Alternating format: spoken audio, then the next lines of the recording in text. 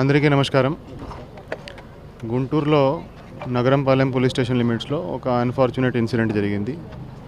ఈ బోర్వెల్ తవ్వే విషయం మీద ఇద్దరు కుటుంబాల మధ్య గొడవ జరిగింది. ఈ ఇన్సిడెంట్ 15th లేట్ నైట్కి జరిగింది.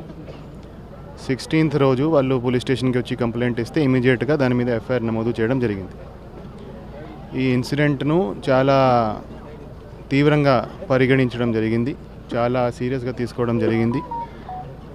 ఇమీడియట్గా వాళ్ళని నెక్స్ట్ డే వాళ్ళని అందరినీ ఎవరైతే ముద్దాయిలు ఉన్నారో వాళ్ళని అరెస్ట్ చేసి ఈరోజు 24 hours తర్వాత వాళ్ళకి రిమాండ్కి కూడా పెట్టడం జరిగింది.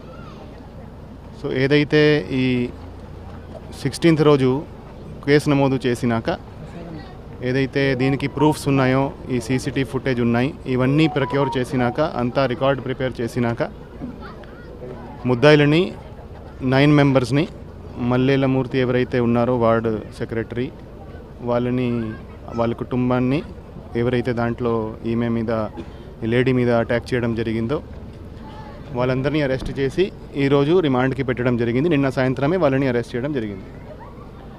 సో ఇటువంటి ఇన్సిడెంట్స్ ఎక్కడ జరిగినా కూడా చాలా సీరియస్గా తీసుకోవడం జరుగుతుంది. ఈ ఎఫ్ఐఆర్లో కూడా మీరు చూస్తే ఎఫ్ఐఆర్లో సెక్షన్ 331 Clause 6 BNS పెట్టడం జరిగింది. చాలా కఠినమైన సెక్షన్. ఎఫ్ఐఆర్ నమోదు చేసేటప్పుడే చాలా కఠినమైన సెక్షన్ దాంట్లో నమోదు చేయడం జరిగింది.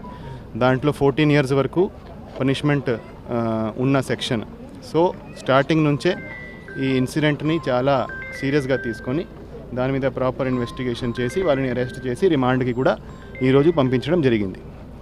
సో ఇటువంటి ఎక్కడ జరిగినా ఎవరైనా సరే వాళ్ళ మీద చట్టపరంగా కఠినమైన చర్యలు తీసుకోవడం జరుగుతుంది. అది ఏదైనా పార్టీ ఏదైనా ఉండొచ్చు, వాళ్ళు ఎవరైనా ఉండొచ్చు. సో అందరి మీద సమానంగా చట్టం దాని పని చేస్తూ పోతుంది. అది అందరికీ మేము తెలియజేస్తున్నాము. మహిళల మీద ఎక్కడ నేరం జరిగినా, ఏం ఇన్సిడెంట్ జరిగినా చాలా సీరియస్గా ఇమీడియట్గా స్పందించి ప్రభుత్వం అన్ని రకాల యాక్షన్ తీసుకోవడం జరుగుతుంది. అదేవిధంగా కుటుంబాన్ని కూడా ఈరోజు పరామర్శించడం జరిగింది. సో వాళ్ళకి భరోసా ఇవ్వడం జరిగింది. ఎటువంటి వాళ్ళకి హెల్ప్ కావాలంటే ఏమైనా ఉందంటే మేము ఖచ్చితంగా వాళ్ళకి అండగా ఉంటాము. తర్వాత కూడా ఈ కేసులో ఖచ్చితంగా శిక్ష పడేటట్టు మేము అన్ని చర్యలు తీసుకోవడం జరుగుతుంది. Thank you. సో ఈ కేసులో ఇన్స్పెక్టర్ నగరంపాలెం కొంత డిలే చేశారని కొన్ని ఆరోపణలు ఉన్నాయి. ఆ ఆరోపణలు విచారించడానికి ఆయనని వీఆర్కి తీయడం జరిగింది. సో అది విచారించినాక అతని మీద యాక్షన్ తీసుకోవడం జరుగుతుంది.